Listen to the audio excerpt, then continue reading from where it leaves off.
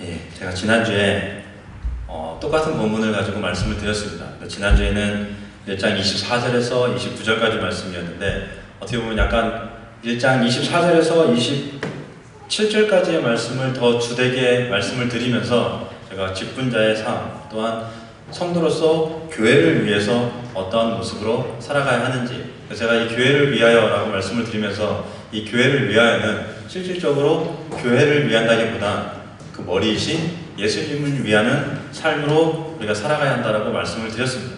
그러면서 우리가 가장 중요시해야 할 것이 내가 직분자로서 내가 교회에서 주는 직분을 받은 것뿐만 아니라 그런 직분을 말하는 것이 아닌 내가 하나님의 자녀되는 그 직분을 받았으므로 내가 어떤 모습으로 내가 그 일들을 감당하고 나아가야 하는지에 대해서 제가 같이 말씀을 드렸습니다. 근데 지난 시간은 어떻게 보면 약간 각자 성도 개개인에게 이야기하는 말씀이었다면 오늘의 본문은 그 개개인이 모여 하나의 공동체를 이룬 교회의 사도 바울이 너희들이 교회로서 어떤 공동체의 모습을 보여야 하는지를 우리들에게 가르쳐주고 있는 말씀입니다. 그래서 사도 바울은 오늘 본문 28절 말씀에 세 가지를 이야기하십니다. 그 세 가지가 무엇이냐면 첫째가 글을 전파하고, 둘째가 각 사람을 권하고 모든 지혜로 각 사람을 가르치고, 마지막으로 그리스도 안에서 온전한 자로 서게 하다입니다. 그러니까 우리가 제대로 서 있는 교회라면 이 세 가지가 결코 빠져서는 안 되고 항상 같이 존재해야 하는 것입니다. 그러니까 우리가 교회가 세워지는 어느 곳에 가든지 이 세 가지는 교회가 세워지는 그 순간부터 항상 같이 존재해야 하는 것입니다. 지금은 많이 흐릿해졌습니다. 교회 세워지는 이유가 꼭 어떤 특정한 한 사람들의 이익을 위해서 세워지는 모습들이 참 많습니다. 근데 그런 모습으로 우리가 신앙생활을 하면 안 된다는 것이 지금 사도 바울이 우리들에게 가르쳐주고 있는 것입니다. 사도 바울이 실질적으로 지금 우리에게 가르치고 있는 것은 교회로서 가장 중요하게 생각하고 행해야 하는 세 가지가 바로 이것이다 라고 말씀하십니다. 그러면서 첫 번째로 말씀하시는 것이 무엇이냐면 전도에 관해서 말씀하십니다. 제가 요즘에 목요일날 예배 시간에 요한일서를 강의합니다. 근데 요한일서를 강의하면서 와서 들으셔본 분들은 아시겠지만 제가 가장 많이 강조하는 게 있습니다. 그것이 무엇이냐면 내가 경험한 예수님을 우리는 분명히 나가서 전하고 나누어야 합니다 라고 항상 말씀을 드렸습니다. 그리고 제가 설교 시간마다 빠지지 않고 그 얘기를 드렸습니다. 그런데 지금 사도 바울이 이야기하는 이 글을 전파하라 라는 이 짤막한 두 단어의 말 속에 사도 요한이 얘기하는 그 모든 것들이 다 포함되어져 있는 것입니다. 왜냐하면 제가 지난 시간에 그 직분자로서 성도로서의 삶을 어떤 식으로 살아가야 하느냐를 통해서 말하는 것이 바로 사도 요한이 얘기하는 것이고, 사도 바울 또한 지금 그를 전파하는 모습으로, 그의 복음을 전하는 모습으로 너희가 나가서 살아가야 한다고 이야기하는 것입니다. 근데 우리가 지금 시대에 많은 교회들을 나가보면 전도에 대해서 목숨을 거는 교회가 굉장히 많습니다. 근데 이 전도에 대해서 목숨을 거는 교회의 대부분이 실질적인 복음을 전하기보다 교회 성장을 위한 복음을 전하는 경우가 너무나 많습니다. 그러면서 전혀 예수님의 경험이 없는 사람들을 전도로 내보냅니다. 그러면서 그들이 이렇게 이야기합니다. 나가서 전도를 해보시면 믿음도 생기실 거고 신앙도 생기실 거고 그로 인해 성령님의 역사하심을 느끼실 수 있을 것입니다 라고 말씀들을 합니다. 그럴 수도 있습니다. 근데 실질적으로 제가 여러분들에게 말씀드리고 싶은 건 그런 것이 진정한 전도가 아니라는 것입니다. 진정한 전도는 내가 정말로 예수님을 경험했기 때문에 그 내가 경험한 예수님을 다른 사람들에게 전하지 않고는 못 배기는 마음이 내 안에 있기 때문에 나가 전도를 하라고 말씀을 하는 겁니다. 그러니까 전도를 꼭 나가서 말로만 하는 것이 아니에요. 근데 예수님을 경험하지 않은 사람이 나가서 전도를 한다는 건 어떤 전도를 하는 겁니까? 자기가 들은 그냥 말과 지식을 가지고 전도를 하는 것입니다. 이런 건 진정한 전도가 아닙니다. 여러분들은 어떻게 생각하세요? 여러분들은 나가서 그냥 예수님의 복음을 들고 나가서 전도를 하면 그 모든 것이 다 전도라고 생각하십니까? 그러실 수도 있습니다. 근데 그렇게 해야 할 때가 있습니다. 근데 실질적으로 여러분들이 살고 있는 이 삶의 지역에서 여러분들 말과 지식만으로 복음을 전하지 마시기 바랍니다. 여러분들이 선교를 나가서 말과 지식을 가지고 복음을 전하실 수 있습니다. 근데 선교를 나갈 때 예수님을 경험하지 않았다면 선교 나가는 자체도 굉장히 힘들 것입니다. 근데 그때는 정말 내가 갖고 있는 말과 지식만으로도 전도를 할 수 있습니다. 근데 여러분이 살고 있는 이 삶의 지역에서는 절대로 말과 지식만으로 복음을 전하지 마시기 바랍니다. 그건 잘못된 복음입니다. 여러분들 지금 잘못된 지식으로 잘못된 복음을 그들에게 전하는 것입니다. 지금의 기독교가 타락하게 된 이유가 있습니다. 지금의 기독교가 타락하게 된 가장 근본적인 이유는 그들의 삶으로 복음을 전하는 것이 아닌 그냥 말과 지식으로만 그들에게 복음을 전하고 또한 그들은 그냥 말과 지식으로만 복음을 받아들였기 때문에 그렇습니다. 여러분 초대교회를 한번 보시기 바랍니다. 초대교회의 모습을 보면 지금의 교회가 얼마나 잘못되고 있는지 잘 알 수 있습니다. 초대교회 성도들은 자신의 목숨이 자신이 죽을 수 있는 상황 가운데서도 다른 성도들을 사랑하고 생각하고 걱정하며 그들을 섬겼습니다. 근데 그러면서 지금의 많은 성도들은 지금 신앙생활하기 참 어렵습니다. 많은 규제도 있고 규탄도 있고 다른 사람들이 참 많이 억압하고 저희들 방해합니다 라고 많이 이야기합니다. 그래서 지금 시대에 신앙생활하는 것이 갈수록 어려워진다라고 이야기합니다. 근데 여러분들 한번 생각해 보시고 초대교회보다 지금이 더 신앙생활하기 어렵다고 생각하십니까? 절대 그렇지 않습니다. 그들은 초대교회 성도들은 목숨을 내놓고 예수님을 믿었습니다. 근데 여러분들 목숨을 내놓고 예수님을 믿으십니까? 이 지역에서? 아닙니다. 여러분들이 지금 이슬람 지역에서 사신다면 여러분들 목숨을 내놓고 예수님을 믿으시는 걸 수도 있습니다. 목숨을 내놓고 예수님을 믿으십니까? 아닙니다. 우리는 그냥 정말 나 믿고 싶은 대로 편한 마음으로 와서 예배드리고 하나님 앞에 나아갑니다. 그리고 그것이 진정한 예배고 진정한 믿음이라고 이야기합니다.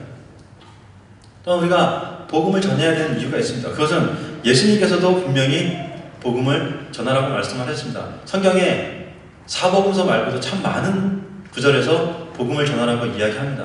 근데 마가복음 1장 38절에 예수님께서 이르시되 우리가 다른 가까운 마을들로 가자. 거기서도 전도하리니 내가 이를 위하여 왔노라 라고 말합니다.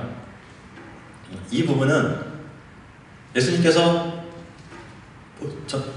제자들과 같이 복음을 전하고 또 다른 마을로 가서 복음을 전하고 그러니까 자기 자신을 증거하기 위해서 오신 것도 있지만 하나님의 말씀을 사람들에게 나눠주고 또한 예수님께서 그 모든 것들을 가르쳐 주시기 위해서 나오셨다는 것입니다. 그러니까 실질적으로 전도가 교회에서 해야 하는 가장 근본적인 일입니다. 만약 교회에서 전도를 하지 않고 복음을 전하지 않는다면 그거는 교회의 기능을 상실한 교회입니다. 제가 말씀드린 그냥 말과 지식의 복음을 전하는 것이 아닙니다. 그건 여러분 학교에 가서 얼마든지 할 수 있는 일입니다. 학교는 말과 지식으로 학생들에게 지식을 가르쳐줍니다. 근데 복음은 지식을 가르쳐주는 것이 아닙니다. 그래서 그 다음에 사도 바울이 두 번째로 말씀하시는 것이 이것입니다. 권하고 모든 지혜로 각 사람을 가르침이라 라고 말씀합니다. 개역개정에는 권하다라고 나와 있습니다. 이 권하다. 여러분들이 권하다라는 의미가 참 애매합니다. 이해하기도 권하다. 이 과연 무슨 말일까?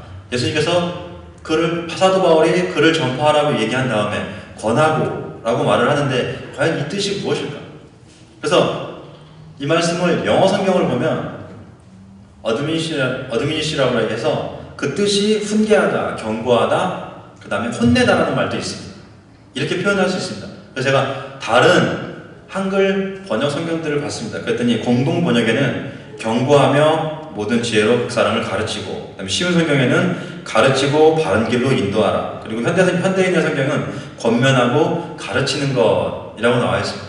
그러니까 이 말들을 요약을 하면 가장 이 권하고 모든 지혜 각 사람을 가르침을 쉽게 표현하면 경고하고 권면하여 바른 길로 가게 우리가 모든 지혜로 그 사람을 가르쳐라 라는 말씀입니다.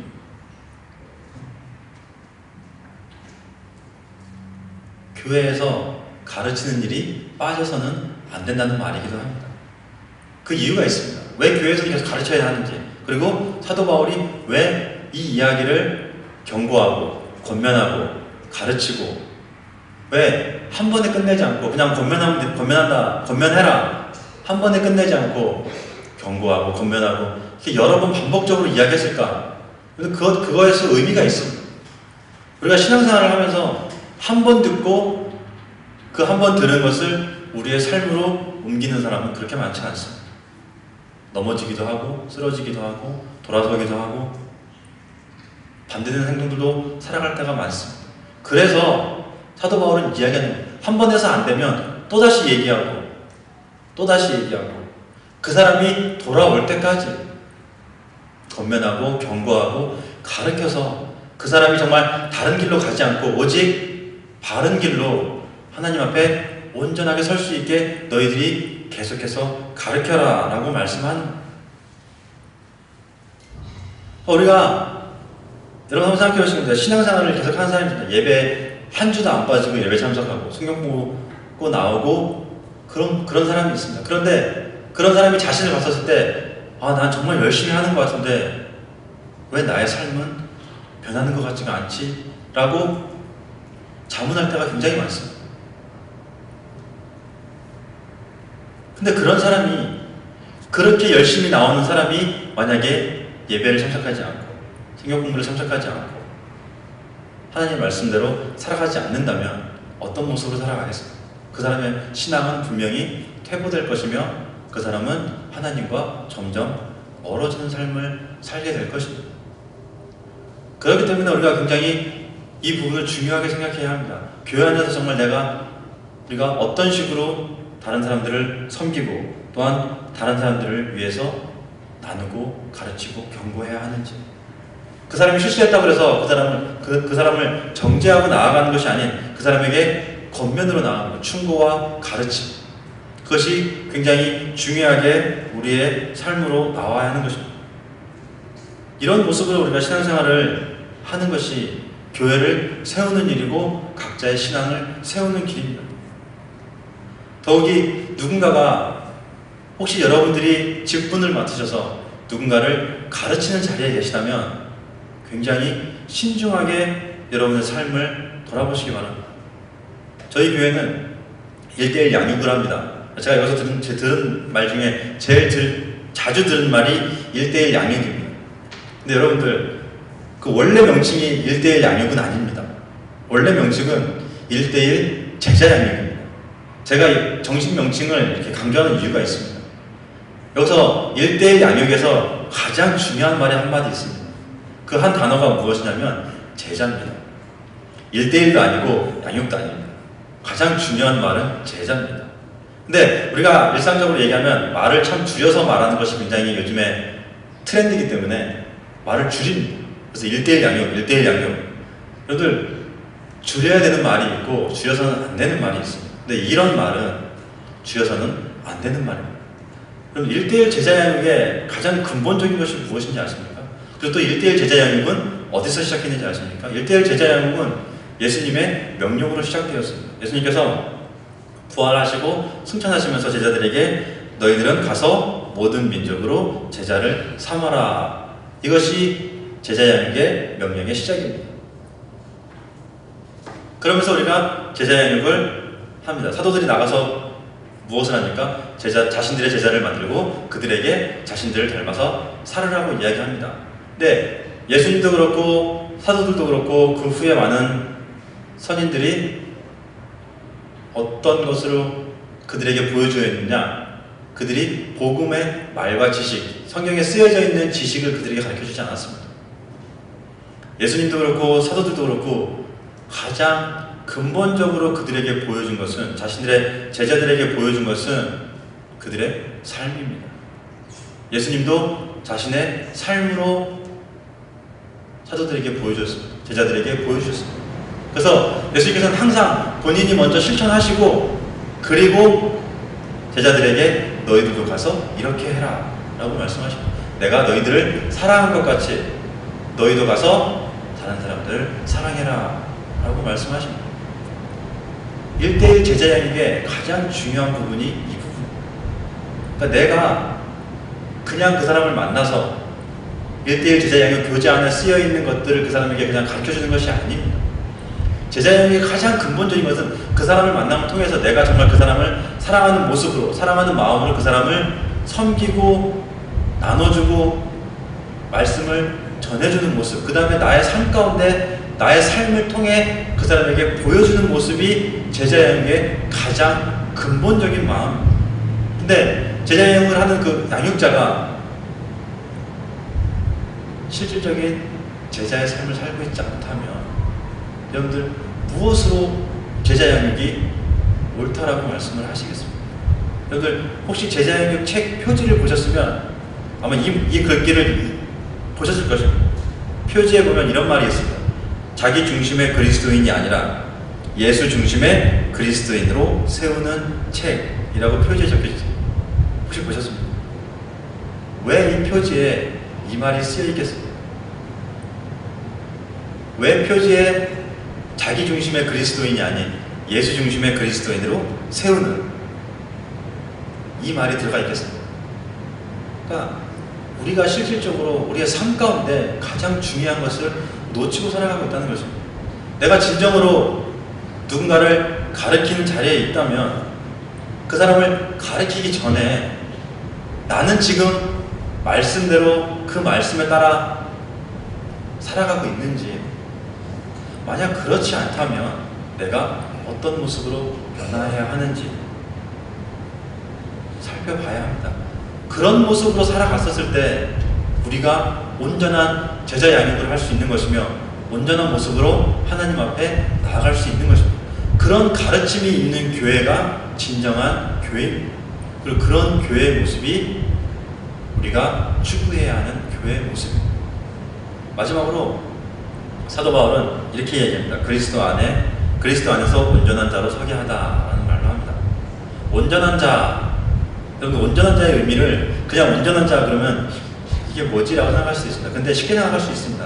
여기서 온전한 자는 성인된 자, 성년이 된 자라고 볼 수 있습니다. 그러니까 곧 성년이 된 자는 무엇일까? 자기 스스로 할 수 있다는 겁니다. 교회 안에서 신앙의 초년의 때는 우리가 여러 가지 많은 것들을 돌봐주고 채워주고 챙겨주고 그 사람이 바로 설 수 있게 합니다. 그다음 저희가 아이들을 키우지만 아이들 어렸을 때 어떻게 합니까? 정말 이렇게 옆에 달고 삽니다. 왜냐하면 달고 살아야지만이 그 아이가 필요한 것들을 바로바로 채워주고 돌봐주고 그렇게 할 수 있기 때문에 그렇습니다. 근데 아이가 점점 성장하면서 아이와 부모와의 관계가 어떻게 보면 약간 멀어집니다. 그 멀어진 이유가 있습니다. 왜 멀어지는지 아십니까? 자기만의 생각이 생기고 이제 스스로 할 수 있다는 것을 깨닫기 때문에 그렇습니다. 하지만 그래도 부모가 입장에서 어떻게 합니까? 옆에서 도와줍니다. 이 모습이 교회에서 우리가 각각의 성도들에게 해야 하는 모습입니다. 초신자가 들어옵니다. 새신자가 들어옵니다. 그럼 그들이 바로 설 수 있게끔 어떻게 해야 됩니까? 계속 옆에서 도와주고 챙겨주고 그들을 살펴주고 섬기고 사랑으로 감싸주어야 합니다. 그리고 그들이 점점 성장하는 모습 가운데 내가 점점 뒤로 물러서면서 그들이 온전히 설 수 있게 해야 되는 것입니다. 근데 시간이 지남에도 불구하고 바로 서지 못하는 건 분명히 그 안에 가르치는 사람에도 문제가 있는 것이며 배우는 사람에게도 문제가 있는 것입니다. 분명히 시간이 지나면 어느 정도는 성숙을 해야 하는 것입니다. 항상 어린아이 같을 수는 없습니다. 근데 우리가 신앙생활을 하다 보면 항상 어린아이 같은 분들이 너무 많습니다. 옆에서 챙겨주길 바라고, 옆에서 도와주길 바라고, 옆에서 섬겨주길 바라고. 그런 모습으로 우리가 신앙생활을 하다 보면 우리의 신앙은 절대 성숙할 수 없습니다. 성숙한 신앙을 가지기 위해선 내가 깨져보기도 하고 내가 넘어져 보기도 하고 내가 상처 입기도 해야 합니다. 상처를 입어야 그 아문대가 더 튼튼해집니다. 뼈가 부러지면 그 부러진 뼈가 다시 붙으면 더 단단해진다고 이야기합니다. 근데 우리가 상처도 받지 않고 고난도 받지 않고 다쳐보지 않은 사람이 어떻게 다른 사람의 상처를 치유할 수 있고 다른 사람의 아픔을 만져줄 수 있겠습니까? 어떻게 그런 사람들을 섬길 수 있겠습니까? 내가 상처 받아봐야, 그리고 내가 그 상처를 치유해 봐야 다른 사람의 상처를 치유할 수 있게 되는 거죠. 왜냐하면 그 마음을 이해할 수 있기 때문에 그렇습니다. 우리가 자주 이야기하는 말이 있습니다. 무슨 말이에요? 네가 내 기분을 알아? 네가 나의 심정을 알아? 모릅니다. 상대방은 절대 여러분의 심정을 알 수가 없습니다. 그 경험은 오직 그 사람만이 할 수 있습니다. 근데 비슷한 경험은 할 수 있습니다. 비슷한 경험을 해봤다면 그 사람이 지금 왜 울고 있는지, 그 사람이 지금 왜 아파하고 있는지, 그 사람이 지금 왜 쓰러져 있는지를 내가 조금 이해할 수 있는 것입니다. 그런 상처를 치유하면서 내가 더 성숙해지는 거죠. 근데 그런 치유를 인간적인 지혜나 지식으로 하는 것이 아닌 하나님의 말씀으로, 정말 그 옆에서 섬겨지는 사람들의 기도와 간구로 그 상처를 치유했었을 때 나의 신앙의 성숙은 더 커질 것입니다. 이것이 교회에서 해야 할 가장 근본적인 일입니다. 그리고 그 사람을 온전하게 세워줄 수 있는 그런 모습으로 나아갈 수 있습니다. 이것이 교회가 해야 하는 중요한 일입니다. 여러분들의 신앙생활은 어떻습니까? 여러분들의 교회에서의 모습은 어떻습니까? 다른 사람들을 세워주시고 그 사람들을 통해서 나의 상처를 치유하고 또한 나의 치유됨을 통해서 내가 다른 사람들을 치유하는 그런 모습으로 신앙생활을 하고 계십니까? 아니면 그냥 한번 왔다 가는 걸로 이 예배가 일주일에 나의 모든 신앙생활의 전부야 라는 마음으로 혹시 신앙생활을 하고 계십니까? 지금까지 말씀드렸던 이 세 가지가 어떻게 보면 교회가 해야 할 가장 근본적인 일입니다. 그를 전파하고 성도들을 서로 세워주고 그 사람들이 정말 온전히 설 수 있도록 경고하고 권면하고 가르치는 일, 이것들이 우리 교회가 해야 할 가장 근본적인 일입니다. 그런데 이 해야 할 일을 우리 인간의 마음으로나 인간의 모습으로는 절대 할 수 없습니다. 그래서 사도 바울이 29절을 이야기합니다. 29절에 뭐라고 말씀하시냐면 이를 위하여 나도 내 속에서 능력으로 역사하시는 이의 역사를 따라 힘을 다하여 수고하노라. 사도 바울이 말하는 것이 무엇입니까? 내 마음에서 역사하시는 그 능력에 따라. 그 역사하시는 능력이 어떤 분이십니까? 성령님이십니다. 사도 바울은 계속해서 성령님께 간구하고 구하는 것입니다. 제가 온전히 이 모든 일들을 감당할 수 있게 저에게 능력과 힘을 채워주시기 바랍니다. 한 사람 한 사람은 분명히 부족합니다. 그리고 우리 각자 한 사람 한 사람이 할 수 있는 일은 분명히 한계가 있습니다. 그런데 이 교회라는 공동체를 통해서 한 사람이 할 수 있는 일을 분명히 배가시켜 주셨습니다. 내가 할 수 없으면 나의 옆에 사람, 그 옆에 사람이 할 수 없으면 우리가, 이런 모습으로 우리가 교회를 세워나갈 때 그 교회는 하나님이 보시기에 분명히 합당한 교회로 설 것입니다. 그리고 그 안에서 우리가 부족하다면 항상 성령님께 간구하는 겁니다. 주님, 우리를 도와주시기 바랍니다. 정말 주님 이곳에서 역사하셔서 부족한 우리들을 채워주시고 우리가 주님 앞에 나아갈 수 있게 인도하여 주셔서 우리의 능력으로는 저 사람의 상처를 치유할 수 없지만 주님의 능력으로는 분명히 저 사람의 상처를 치유하실 수 있으실 것입니다. 주님, 저 사람의 상처를 치유해 주시기 바랍니다. 라는 간구와 기도로 그분의 능력을 간구하시기 바랍니다. 그런 모습으로 나아갈 때 교회는 분명히 예수님께서 반석 위에 세우셨던 것처럼 어떠한 교회도 반석 위에 서게 될 것입니다. 우리 마이애미 교회가 마이애미 온누리 교회에 와서 15년 되었습니다. 이제는 어린아이 때를 지났습니다. 15살이면 지금은 거의 성년이나 마찬가지입니다. 15이면 자신이 할 수 있는 모든 것들을 거의 자기 스스로 할 수 있는 나이가 됩니다. 여러분들, 이제 우리가 15살이 되었습니다. 이 모습을 통해서 어린아이처럼 계속 누군가가 챙겨주고 돌봐주길 바라는 것보다 정말 사도 바울이 자신의 안에 있는 능력을 계속해서 간구했던 것처럼 정말 성령님을 계속해서 간구함을 통해서 자신이 그 모든 일을 하기를 원했던 것처럼 우리 각자 한 사람 한 사람이 하나님께 간구함을 통해 정말 온전히 세우는, 정말 이 마이애미 온누리 교회가 이 지역에서 온전히 설 수 있는 그런 교회 되게 이곳에 계신 모든 분들이 협력하고 서로 사랑으로 섬기는 그런 모든 귀한 분들이 되시기를 주님의 이름으로 간절히 축원합니다. 기도하시겠습니다.